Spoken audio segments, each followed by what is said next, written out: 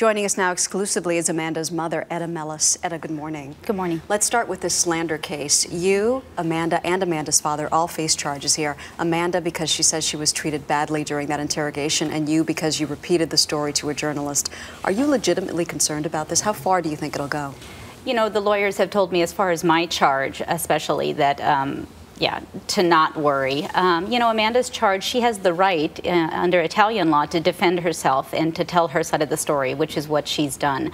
So I don't think that they're particularly worried about that. It's just one more thing we have to go through. Exactly, especially when you're in the process of this appeal, which when you and I last spoke a couple of months ago, you seemed pretty optimistic that it would go your way. And since then, this FBI agent has decided on his own, not hired by you or anyone else, this former FBI agent decides to look at the evidence. He spends a year poring over the evidence and concludes that he is so positive Amanda's innocent that he wouldn't even let his daughter be her roommate. Those were his words. Right. This definitely bodes well for Amanda in the court of public opinion, but it doesn't mean much in an Italian court. That's true. I mean, you know, it's really nice that people are taking a look at it and coming to the same conclusion that, you know, a lot of people have, that she's innocent. But you're right, it doesn't make a huge amount of difference in Italy. So what are you going to do? Are you still as confident as you were about the appeal, even though now she's facing even more charges?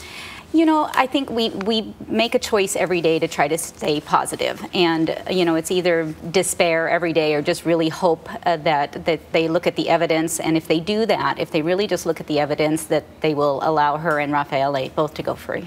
I'm not sure if you've seen this new book written by a former inmate who spent some time with Amanda. She says that she went back to prison and found, quote, an Amanda who was much more adult and who in this small amount of time seemed to have aged beyond her years. She was no longer the beautiful angel girl that she had been.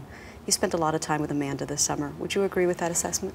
You know, I think Amanda has matured. I mean, it's been kind of a forced going from a young, kind of carefree college student to, you know, a situation that she's just had to grow up really fast in. I don't think she really knew this inmate, which is quite interesting, but, and I haven't read the book, but yeah. What were your impressions from being with Amanda for 6 weeks over the summer? How does she keep her sanity in this place? You know, the beginning of the summer was hard. It was both of our birthdays again. It was another birthday there. It was really hot. It was uncomfortable. And she was a little down just because here she was another year there. But I think now that things are moving and that there's court dates coming up and she sees that things are progressing again, she's feeling better. She reads, she writes, she works on her studies. She's still taking classes.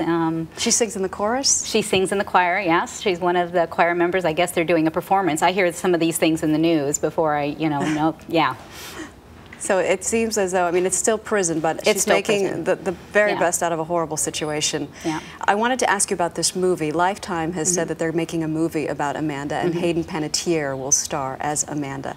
Are you aware of this movie, and are you trying to fight it? Because there were some reports that you were trying to block production.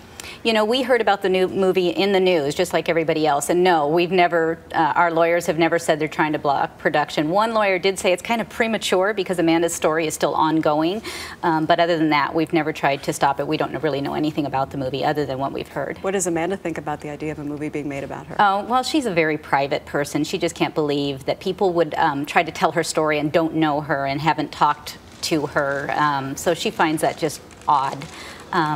So yeah, it's bizarre. All right. Edda Mellas, as always, thank you for taking the time. Thank you.